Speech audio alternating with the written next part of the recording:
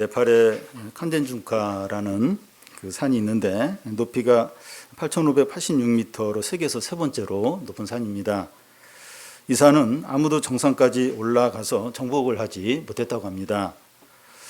1925년 영국 원정대가 이 산 정상까지 1.5m까지 올라갔지만 정상을 밟지 않았다고 합니다. 그 이유는 이 칸첸중카 아래 시킴족이 사는데 그들은 이 산을 신이 사는 곳으로 믿고 있기 때문입니다. 그들의 신앙심을 이제 존중하기 위해서 이제 아직도 아무도 그 정상까지 이제 이렇게 올라가지 이제 않은 겁니다. 러시아의 툰드라 지역은 그 1년 동안 2, 3개월만 빼고 눈으로 뒤덮인 땅 위에서 살아갑니다. 그들의 주된 생업은 이제 술록을 이제 기르는 것인데 술록을 잡을 때마다 피의 일부를 자연에 뿌리면서 이 산과 대지의 신에게 감사를 표합니다. 이 고대 사회 대부분의 사람들이 이제 이런 식으로 이제 했습니다. 그 당시 사람들이 왜 해와 달과 산과 강과 바다를 이제 숭배했는가 하면 이런 자연은 처음부터 스스로 있었고 변하지 않고 영원할 것으로 생각했기 때문입니다. 그런데 성경은 이 산과 들과 하늘과 바다와 온 세상은 하나님께서 창조하셨다고 말합니다. 이사야 선지자도 이제 고대 사회에 속하는 사람이지만 이 산과 들과 해와 달과 별들이 영원한 것이 아니라 사라질 수 있다 이렇게 말씀합니다. 오늘날 과학자들은 이제 고대 사회 사람들과 비슷한 시각을 가지고 있는 것 같아요. 이 해와 달과 이 땅과 바다는 그대로 영원히 지속이 되지만 조금씩 진화를 한다는 겁니다. 그래서 이제 진화론을 믿습니다. 진화론을 믿는다고 하는 것은 하나님을 인정하지 않고 과학을 믿는 거죠. 과학이 인간의 모든 문제를 해결하고 사람들을 구원할 수 있다고 이제 믿는 겁니다. 그런데 인류가 과학을 이제 발달시켜서 이제 잘 살게 되었지만 이 탄소 배출량이 많아지면서 이상 기후로 자연재해가 계속 이제 발생하고 이제 있습니다. 금년 한 해만 돌아보아도 이 산불과 홍수와 가뭄과 수온 상승으로 수산물들이 큰 피해를 이제 보고 있습니다. 그런데 전문가들은 이런 자연재해가 이제는 일상적인 것이 된다는 거예요. 그래서 이 선진국들은 이제 국제 회의를 통해서 이 각 나라들의 이 탄소 배출량을 줄이자는 이제 조약을 이제 이렇게 맺고 있습니다. 이제 그렇게 이제 맺기도 하는데 이 탄소 배출량이 제일 많은 나라가 중국이나 러시아나 인도대 이런 나라들 이 조약에 이렇게 참여하고 있지 않습니다. 그리고 이 과학 기술로 핵무기들을 많이 만들었는데 이 핵무기들을 다 사용하면 지구를 몇 번이나 파괴시킬 수 있다고 합니다. 학자들은 이제 인류가 발달시킨 이 과학 기술 문명의 이제 부작용으로 이제 인류가 망하게 될 것이라고 전망합니다. 근데 성경은 인류가 이런 식으로 망하지 않고 하나님의 말씀으로 망한다고 이제 그렇게 말합니다. 그래서 우리는 이제 홍수나 가뭄 같은 자연재해나 핵무기들을 두려워할 것이 아니라 하나님의 말씀을 두려워해야 합니다. 이 13장에서 23장까지는 그 열국과 왕들에 대한 심판을 다루고 24장부터 27장까지는 온 세상에 대한 심판을 다룹니다. 지난 시간에 24장 전반부를 살펴봤는데 이 하나님께서 온 땅을 이제 황무하게 하셔서 온 땅의 기쁨이 이제 사라지게 돼요. 이 시간에는 24장 후반부를 살펴보려고 하는데 온 땅이 황무하게 되는 가운데 남은 자들이 하나님을 찬양하게 된다는 겁니다. 이런 일은 이제 종말에 이루어지는 일인데 종말이 오기 전까지 땅에 속한 사람들에게 일어나는 이제 하나님의 심판을 또한 우리가 이제 살펴보게 됩니다. 그런데 하나님의 심판은 단지 망하고 무너뜨리고 파괴시키는 데 있는 것이 아니라 하나님의 영광을 나타내는 데 있습니다. 하나님의 심판이 임할 때 축복과 저주, 구원과 멸망, 찬양과 탄식이 함께 나타납니다. 그러니까 하나님의 심판이 그냥 무조건 다 파괴하고 무너뜨리고 그게 아니라 하나님 영광을 위해서 나타나는 거예요. 그래서 구원과 심판, 찬양과 탄식, 또 이게 이제 같이 이제 나타나는 겁니다. 그래서 하나님을 경외하고 믿음을 지키는 자는 어떤 위기와 재난과 심판이 임하더라도 두려워할 것이 전혀 없습니다.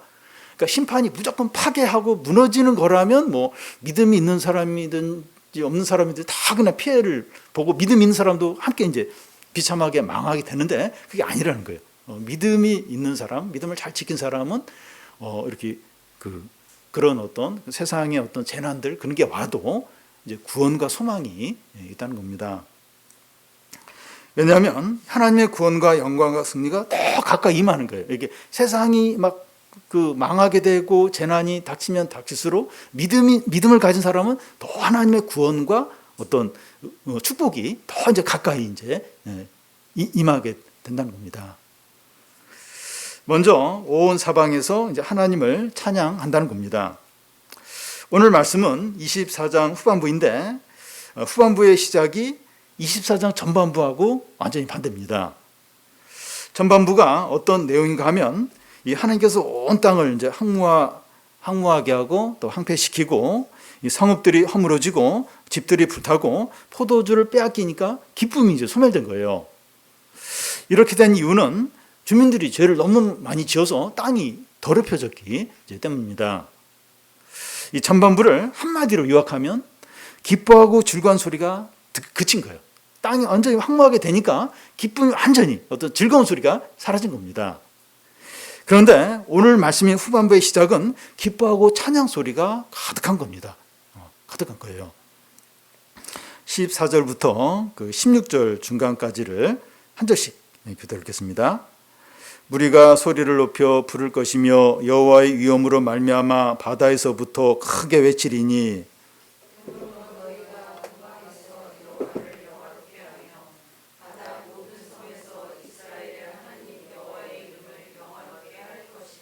땅끝에서부터 노래하는 소리가 우리에게 들리기를 의로우신 이에게 영광을 돌리세 하도다. 예.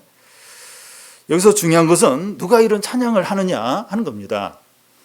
24절 앞에 무리가 나오는데 무리가 이제 누구인가 하면 이 앞에 13절에 보면 그 세 개의 민족 가운데 이제 하나님의 심판이 임하는데 감람나무나 포도나무가 추수할 때 남은 열매가 남아 있다는데 그 이제 남은 열매 같은 남은 자를 가리킵니다.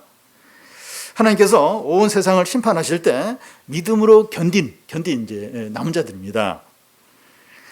하나님께서 온 땅에 악하고 이제 불의하고 교만하고 우상 숭배하는 자들을 심판하시자 믿음으로 남은 자들이 바다에서 동방에서 모든 섬에서 땅 끝에서 소리 높여 큰 소리로 찬양을 한다는 겁니다. 그러니까 하나님께서 온 땅에 악하고 교만하는 자를 심판해요. 심판할 때 이 남은 자들이 동방에서 땅 끝에서 바다에서 막 하나님을 찬양하고 크게 이제 노래를 이제 한다는 겁니다. 세계 곳곳에서 남은 자들이 여호와의 위엄을 높이고 이 하나님을 영화롭게 하고 그의 이름을 높이고 의로우신 하나님께 찬양하는 겁니다. 24장 전반부의 분위기는 이 온 땅이 황폐화되고 성읍이 이제 허물어지고 모든 기쁨이 빼앗겨서 어두워요. 침울합니다. 그런데 이 세상의 심판을 통해서 하나님의 이름이 높임을 받고 의로움이 영광 받고 그의 위엄이 찬양을 받으시는 거예요. 그러니까 온 세상이 막 이렇게 심판을 받아서 막 기쁜 소리도 없고 막 침울해요. 그런데 한쪽에서는 이 남은 자들이 막 하나님을 온 세상의 어떤 심판을 통해서 막 찬양을 하고 기뻐 이제 한다는 겁니다. 그래서 하나님의 심판은 단지 이제 무너뜨리고 파괴하는 것이 아니라 하나님의 영광이 나타내는 기회가 됩니다. 애굽왕 바로에게 임한 10가지 재앙이 단지 애굽을 망하게 이제 하는 데 있는 것이 아니라 하나님의 영광과 능력이 나타나는 기회였던 것과 같습니다. 애굽의 재앙을 통해서 애굽인들은 두려워요. 막 부르짖어요. 특히 마지막 재앙 때 다 부르짖고 막 탄식을 하는데 이스라엘 백성들은 기뻐하고 찬양하는 것과 같습니다. 여기서도 이제 남은 자들이 기뻐하고 이제 찬양하고 이제 있는데요. 이 남은 자들은 이 아수르나 바빌론의 공격으로 세계 각지에 흩어졌거나 또 포로로 끌려갔던 자들로 볼 수 있습니다. 그들이 이제 흩어진 곳에서 막 믿음으로 이제 살고 있는데 아수르나 바벨론이 망했다는 소식을 듣게 될 때 하나님을 찬양하죠. 막 하나님을 찬양하며 이제 기뻐합니다. 10가지 재앙 후에 출애굽한 이스라엘 백성들이 애굽의 은금을 이제 챙겨서 나오게 되는데 너무나 기뻐하고 찬양했던 것과 같습니다. 그러니까 이렇게 한쪽에서는 막 이제 하나님의 심판을 받아서 망하는데 다른 한쪽에서 하나님의 백성들은 막 기뻐하고 찬양을 이제 하는 거예요. 이게 같이 같이 일어나는 겁니다. 이 남은 자를 더 확대해서 생각을 해 보면 이 정치적인 압제나 또 폭력적인 강압이나 구조적인 악이나 고질적인 질병이나 정신적인 고통에서 사람들이 벗어나게 될 때 기뻐하죠. 너무나 즐거워 이제 하게 됩니다. 세계 각지에서 남은 자들이 하나님의 이름을 높이고 또 찬양하는 것은 1차적으로는 종말론적인 일이에요. 종말에 가서 이제 이런 일이 이제 온전하게 이제 일어나게 됩니다. 세상은 이제 극한 기후로 인한 자연 재해나 또 핵무기로 인한 전쟁이나 다른 환경적인 이유들로 망하지 않고 하나님의 말씀에 따라서 망하게 됩니다. 그래서 우리는 이 대형 사고에 대한 뉴스나 또 자연재해 소식이나 전쟁의 소식으로 너무 두려워하지 않아야 됩니다. 요즘 그런 소식을 너무 이렇게 많이 듣게 되면서 막 두려워요. 막 두렵고 너무 두려워하지 않아야 합니다. 물론 우리는 환경 보호나 세계 평화와 사회 정의를 위해서 수고를 해야 돼요. 이 땅에서 우리가 해야 될 책임들, 좀 더 이 땅이 평화로워지도록, 공의가 행해지도록 있는 자리에서 최선을 다해야 됩니다. 그렇지만 우리가 진정으로 두려워해야 될 것은 하나님의 말씀이고, 우리가 힘써서 해야 될 것은 믿음을 지키고 복음 전파를 이제 하는 겁니다. 이 세상은 혼란스러워요. 위기가 계속 닥치지만 우리는 알곡인 남은 자로 사는 겁니다. 끝까지. 세상이 아무리 혼란스럽고 막 이렇게 막 여러 가지 막 이렇게 부정적인 이야기가 들리고 소문이 들리고 그래도 끝까지 우리는 남은 자로서 신앙을 지키면서 또 복음을 전하면서 또 사람들 위해서 기도하면서 끝까지 그렇게 살아야 됩니다. 너무 우리 두려워하지 않아야 돼요. 진짜 두려워할 일이 많아요. 뭐 밖에도 못 나갈 것 같고 막 사람 많은데도 못 갈 거. 요즘 막 그래요. 별의별 일이 일어나니까 물론 조심은 해야 되지만 너무 이런 소식을 너무 두려워하고 막 낙심하고 아무도 못하고 이제 그렇게 하지 않아야 됩니다. 이 세상은 하나님의 말씀에 따라서 망하게 돼요. 하나님이 허락하지 않으면 머리털 하나 악한 자가 건드리지 못합니다. 우리 믿음을 잘 지키고 복음을 전하고 또 이 사회, 이 세상과 사람들에서 기도하고 끝까지 남은 자로 끝까지 이제 사는 거죠. 다음은 이 선지자의 반응과 땅에 속한 자들에게 일어날 일들입니다. 먼저 이 선지자의 반응을 살펴보겠는데 잘 이해되지 않는 반응을 합니다. 16절 중간을 보면 그러나 나는 이르기를 나는 세잔하였고 나는 세잔하였으니 내게 화가 있도다. 배신자들은 배신하고 배신자들이 크게 배신하였도다.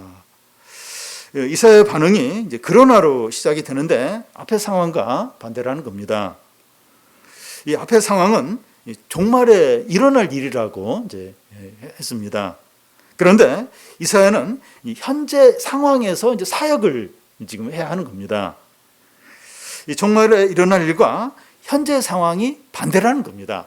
그러니까 방금 우리가 살펴볼 남은 자들이 막 그 동방에서 세상 끝에서 막 이렇게 하나님을 찬양하는 건 종말에 일어날 일이고, 이사야는 지금 현재 상황에서 사역을 해야 되는데 그 종말에 일어날 일과 지금 이사야가 현재 처한 상황과는 반대라는 거예요. 그래서 그러나로 이제 그 시작이 되는 겁니다.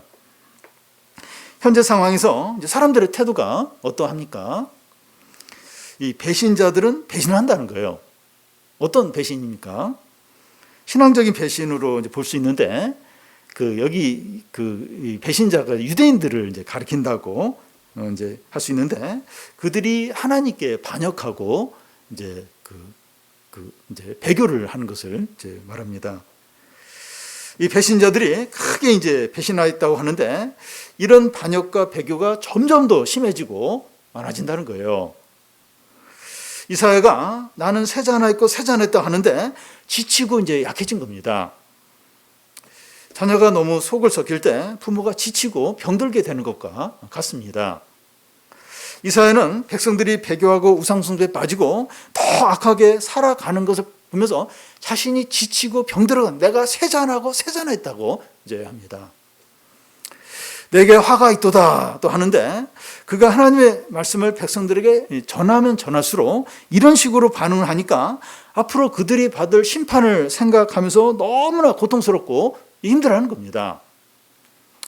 백성들이 이사야로부터 이제 하나님 말씀을 계속 듣는데도 이 교만과 완악함으로 반응하니까 그들이 받을 심판이 더 큰 거예요.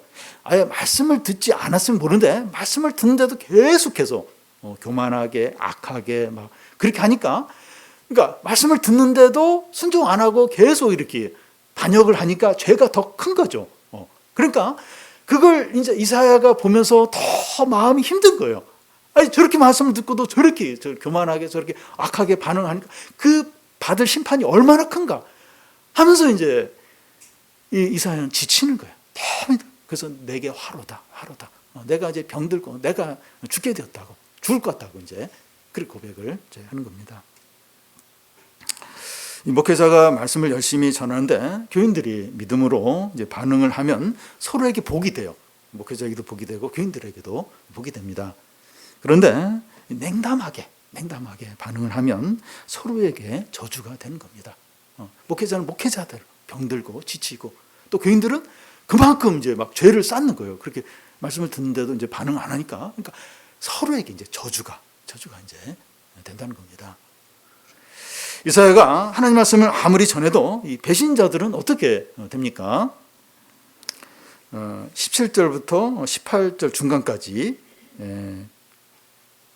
이렇게 교대로 읽겠습니다. 땅의 주민아 두려움과 함정과 올무가 내게 이르렀나니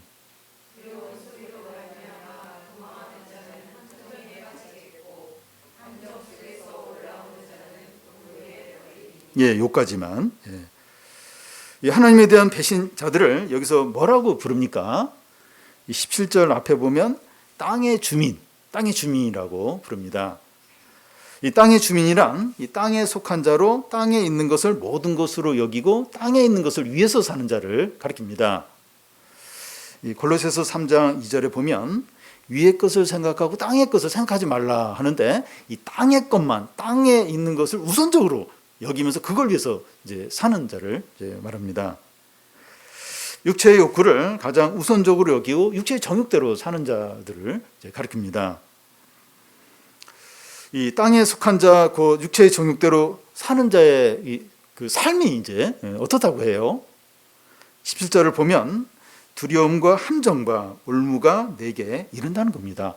그러니까 땅에 속한 자로 육체의 정욕대로 살면 행복하고 굉장히 성공적이고 만족스러운 그런 삶을 살 것 같아. 그게 아니라는 거예요. 그게 아니고 두려움과 함정과 올무가 내게 이른다.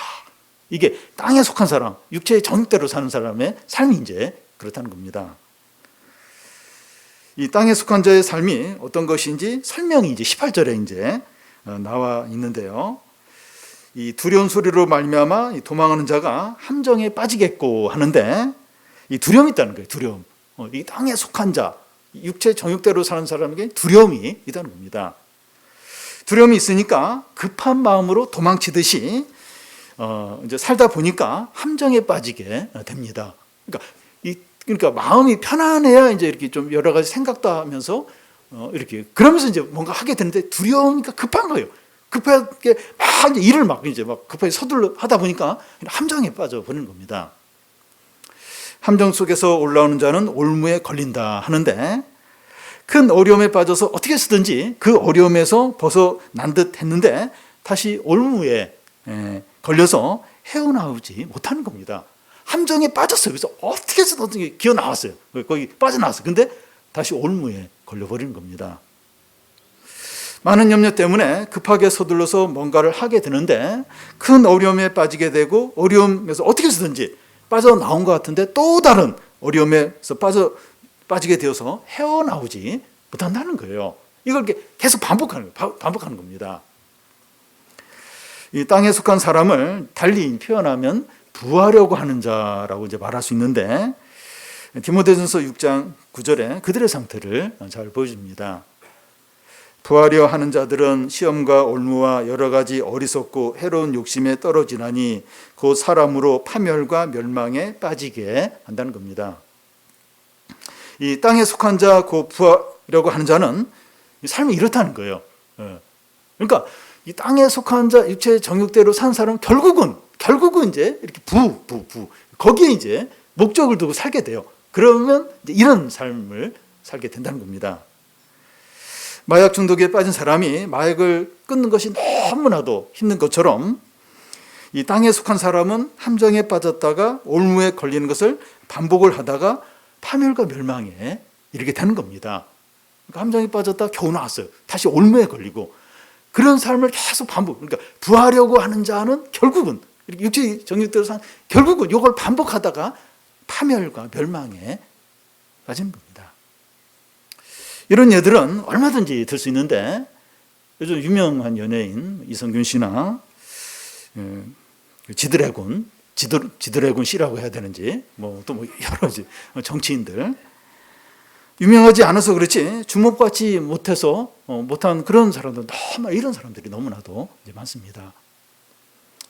뉴스에 나오는 사람들을 보면서 어떻게 저럴 수 있는가, 어떻게 저 사람이 저런가 그렇게 할 수 있는데 땅에 속한 모든 사람들이 본질적으로 같습니다. 그러니까 정도의 차이가 있지 삶에 있어서 어느 정도 그런 조금의 어떤 차이가 있지 사람들 이게 땅에 속한 사람의 본질은 이래요.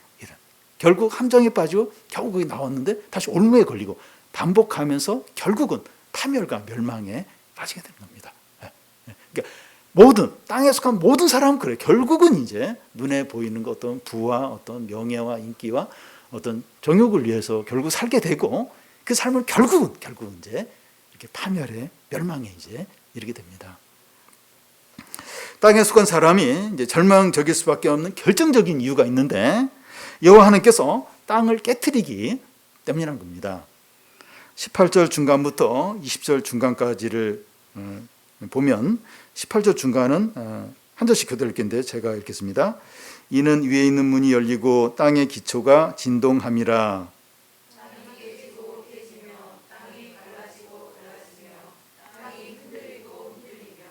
땅이 취한 자같이 비틀비틀하며 원두막같이 흔들리며. 18절 중간에 이는 위에 있는 문이 열리고 땅의 기초가 진동한다 하는데 창세기 때 대홍수가 일어날 때와 같습니다. 그때에도 하늘의 창문이 열리고 물이 이제 쏟아져 내려오고 땅에 샘물이 터져서 물이 솟구쳐 나왔다고 합니다. 노아의 대홍수로 노아의 가족 8명을 제외하고 모든 사람이 다 죽고 코로 숨쉬는 모든 동물이 다 죽고 식물들도 다 죽었습니다. 노아의 대홍수 같은 재앙이 온 땅에 일어난다는 겁니다. 이제 물이 또 그렇게 하고 또 땅 자체에서도 이제 큰 파괴가 일어나는데 여기 보면 땅이 깨지고 깨지며 갈라지고 갈라지며 흔들리고 흔들리며 땅이 취한 자같이 비틀비틀한다. 땅이 술 취한 자처럼 비틀비틀 한다는 겁니다. 표현이 참 재밌는데요. 사람들은 잠재적으로 땅은 항상 그대로 있다. 변함이 없다. 그런 믿음을 갖고 있습니다. 그런데 오늘날 땅이 흔들릴 때 사람들은 너무나 두려워하고 모든 것이 엉망이 되고 무너지게 돼요. 트리키와 모로코와 또 아프가니스탄에 지진이 일어나서 수천 명이 사망하고 집과 건물들이 파괴됐습니다. 지진이 일어날 때 영상을 보면 막 땅이 흔들려요. 그 영상들 이렇게 이제 뉴스 같은데 보면 막 이제 땅이 흔들리니까 건물과 집들이 흔들리면서 건물들이 무너지고 집 안에 있는 가구들이 쓰러지고 또 사람들이 깔려 죽거나 크게 이제 다치게 됩니다. 땅이 흔들린다고 하는 것은 땅 위에 있는 모든 물건들이 무너지고 사라지는 것을 의미합니다. 그러니까 조금만 흔들려도 막 엄청나게 진동이 일어나는데 땅이 깨지고 흔들리고 막 파괴되고 이러면 땅에 있는 모든 것들은 완전히 박살나고 사라지게 되죠. 그런데 땅이 깨지고 갈라지고 흔들리고 술 취한 사람처럼 비틀거리는 것은 땅이 철저하게 이제 파괴되는 것을 이제 말합니다. 그러면 땅에 있는 모든 것들도 완전하게 무너지고 사라지게 되는 거죠. 모로코나 아프가니스탄의 그 지진 그 이재민들이 하는 말을 보면 지진이 일어나서 집들이 무너지고 그래서 뭔가 이제 건질 게 있어서 이렇게 뭔가 찾는데 건질 게 아무것도 없다는 거예요. 우리는 집이 무너졌어도 뭔가 이렇게 건질 게 아무것도 없다. 그런 말들을 합니다. 땅이 이렇게 파괴되고 땅에 있는 것들이 완전히 사라져 버리니까 땅에 속한 사람들을 완전히 망하는 거죠. 보십시오. 이 땅에 속한 거, 그러니까 땅에 있는 것들이 모든 것으로 여기며 살았는데 이렇게 땅이 완전히 깨진 거, 무너진 거예요. 그러면서 땅 위에 있는 것도 사라지고 없어지니까 이 땅에 속한 사람들은 완전히 망하고 이제 파멸하는 거죠. 요즘 우리는 이 땅이 흔들리고 갈라지고 깨어져서 땅에 있는 것들이 무너지고 사라지는 것을 계속 보고 있습니다. 그렇지 않습니까? 땅이 이제 막 흔들리고 땅에 있는 것들이 막 사라지고 이런 것들을 지금 보고 있죠. 홍수로 농사 지은 것들과 집들과 또 자동차와 사람들이 확 이제 쓸어 가버리고 또 산불이 일어나서 집들과 나무들을 다 태워버리고 가뭄이 들어서 호수들이나 강들이 말라서 식수도 없고 또 농사도 못 짓고 전쟁이 두 곳에서 터져서 수없는 사람들이 죽고 부상당하는 것들을 이제 보고 있고 경제 불황이 너무 심해서 서울 번화가에 있는 점포들이 문을 닫은 곳들이 크게 늘어나고 있습니다. 그런데 더 절망적인 것은 이런 재난들이 앞으로 더 심해지고 일상적인 것이 된다는 겁니다. 그런 말을 많이 해요. 이런 기후 재난들이 일상적인 것이 된다. 그리고 이런 경제 불황들, 이런 것들이 사실은 땅이 흔들리는 거죠. 그 땅에 있는 것들이 사라져가는. 근데 이게 일상적인 것이 이제 된다는 겁니다. 땅이 계속 흔들리고 깨지니까 이제 땅에 있는 것들이 계속해서 사라지고 있습니다. 그러면 이런 일이 왜 일어나는 겁니까? 왜 이런 일이 일어나는 거죠? 20절 중간을 보면 그 위에 제약이 중함으로 떨어져서 다시는 일어나지 못하리라. 제약이 중하기 때문에 이런 겁니다. 요즘 우리 사회나 세계에 일어나는 재난들과 전쟁이 우연히 일어나는 게 아니라는 거예요. 우연히 일어나는 게 아니라는 거예요. 사람들의 죄가 너무 많아요. 너무나 심각하기 때문에 이런 어떤 재난들이 계속해서 반복해서 일어난다는 겁니다. 시간이 지나면 나아지고 회복되겠지. 그러지 않을까? 20절 끝에 보면 다시 일어나지 못한다는 거예요. 이런 죄악으로 인해서 하나님이 이렇게 허락하신 이런 재난들은 다시 회복이 안 됐다는 거예요. 좀 시간이 지나면 다시 못 일어난다. 다시 못 일어난다는 겁니다. 재난과 어려움과 고통이 더 심해지고 많아지면 많아졌지 나아지지 않는다는 거예요. 왜냐하면 죄악 때문에 하나님의 말씀으로 이루어지는 이런 재난들, 이런 어떤 것들은 나아지지 않고 더 많아지고 더 심각해진다는 겁니다. 그런데 이런 위기나 재난보다 더 심각한 게 뭔가 하면 사람들이 무감각하고 깨닫지 못한다는 겁니다.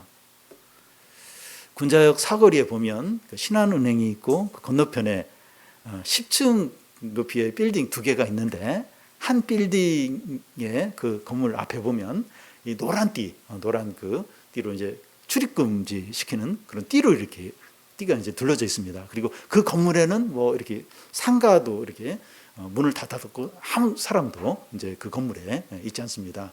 왜냐하면 그 건물이 이제 약간 기울었다 그래요. 그래서 그게 안전하지 않다는 판정이 나왔기 때문입니다. 사람들은 건물이나 집의 이 벽에 금이 가거나 기울었거나 진동이 있거나 철근이 제대로 들어가지 않았다는 게 이제 밝혀지면 대피를 하고 그곳에서 생활하려고 하지 않습니다. 그렇게 해야 되죠. 당연히 그렇게 해야 됩니다. 그런데 요즘 온 땅이 흔들리고 깨지고 갈라지고 비틀거려서 땅 위에 있는 것들이 지금 무너지고 있는데 사람들은 두려워하지 않아요. 거기에 큰 관심을 갖지 않습니다. 자기 집이나 건물에 금이 나거나 흔들리는 것은 두려워하는데 그것보다 훨씬 심각한 지금 땅이 흔들리고 있고 갈라지고 있는 것에는 아무런 관심이 없어요. 아무런 두려움을 갖지 않습니다. 믿지 않는 사람들은 어쩔 수 없다고 할 수 있지만 믿는 사람들도 무관심하고 두려워하지 않아요. 믿는 사람들도 지금 이런 일이 왜 일어나고? 죄 때문에. 하나님의 말씀으로 이런 일이 일어나는데 믿는 자들도 여기에 대해서 관심하죠. 집이나 건물이 막 금이 가고 기울었으면 굉장히 민감하게 막 이렇게 탈출하려고 하고 그렇게 걱정을 하는데 지금 이 땅 자체가 지금 흔들리잖아요. 그리고 땅 위에 있는 것들도 지금 막 무너지고 있고 사라져가고 있잖아요. 그 죄 때문이라고 하고 말씀대로 이루어지는데 믿는 자들이 거기에 그렇게 관심이 없어요. 두려워하지 않고 있어요. 두려워하지 않고. 회개해야 되는데 하나님께 돌아와야 되는데 이 땅을 위해서 기도해야 되는데 그렇게 하지 않고 있어요. 그냥 그래도 우리 집 지금 괜찮고 경제적으로 좀 괜찮고 우리나라 아직 전쟁 안 일어나고 괜찮다 이러면서 그냥 넘어간다는 겁니다. 그래도 감사한 것은 아직 기회가 있습니다. 21절 앞에 보면 그날에 23절 앞에 보면 그때 하는데 하나님께서 정한 때와 날에 최종적이고 총체적인 심판이 임하게 됩니다. 그때가 되면 기회가 없어요. 그때가 되면 기회가 없습니다. 지금은 부분적으로 땅이 흔들리면서 재난과 어려움이 생기는데 하나님을 찾고 회개하고 기도할 때이죠. 지금 부분적으로. 그리고 우리나라는 그래도 가뭄도 이렇게 심하지 않고 위험하긴 하지만 아직 이렇게 폭탄이나 미사일이 우리 위로 날아다니지 않고 있고 여러 가지로 물론 경제 많이 어렵지만 부분적으로 지금 땅이 흔들리고 땅에 있는 것들이 부분적으로 지금 사라지고 문제가 있습니다. 아직 기회가 있는 거죠. 아직 기회가 있습니다. 근데 총체적인 그게 오면 너무 늦어요. 근데 그런 건 오지 않을 거다. 근데 안 그래요. 그날에 그때 하나님 정한 때에 총체적인 그런 심판이 올 수도 있고 우리에게도 그런 하나님의 무서운 그게 올 수 있다는 거예요. 그러니까 아직 부분적으로 아직 살만할 때 이때가 지금 기회, 기도할 기회고 회개할 기회고 함께 돌아올 기회고 복음을 전할 기회죠. 땅에 있는 것들, 대기업 같은 든든한 직장이나 요즘은 의대에 들어가는 거, 의대 들어가는 이게 난리입니다, 난리. 의대 정원을 좀 늘린다니까 의대 들어가려고 의대 들어가는 이런 것들. 또 이 아파트 같은 부동산이나 좀 대단해 보이는 이런 것들, 이걸 하나님보다 더 우선하지 않아야 됩니다. 거기에 다 마음을 뺏기고 다 그것을 위해서 살고 그러면 안 돼요. 물론 이제 그런 것들이 필요해요. 유익하지만 그런 것들에 온 마음을 두고 그걸 의지하고 하나님보다 더 우선하고 그렇게 하지 않도록 해야 됩니다. 땅이 지금 깨져가고 있어요. 갈라지고 있고 비틀거리고 있고 땅 위에 있는 것들이 지금 부분적으로 그리고 총체적으로 그럴 때가 오게 되고 근데 이 눈에 보이는 거 땅에 있는 거 대단해 보이는 거 거기에 마음을 두고 제일 그 우선순위에 두고 그것으로 안심하고 그러면 함께 망하게 되는 함께 파멸에 빠지게 되는 거죠. 하나님의 심판의 목적은 단지 파괴나 무너뜨리는 데 있는 것이 아니라 하나님의 영광을 나타내는 데 있습니다. 이게 얼마나 그러니까 믿음을 가진 자, 믿음을 끝까지 어떤 상황에서라도 남은 자로 신앙을 지키는 자는 세상에 어떤 일이 일어나도 얼마나 망하고 재난이 닥치고 별의별 일이 다 일어난다 할지라도 하나님의 구원과 소망이 있는 거예요. 왜냐하면 하나님이 이 모든 걸 주관하시고 하나님의 영광을 위해서 이런 일들을 허락하시는 거기 때문에 믿음을 가진 남은 자에게는 소망이 있다는 거예요. 구원이 있다는 겁니다. 우리가 끝까지 남은 자가 되어서 하나님의 이름을 높이고 찬양하시기를 바랍니다.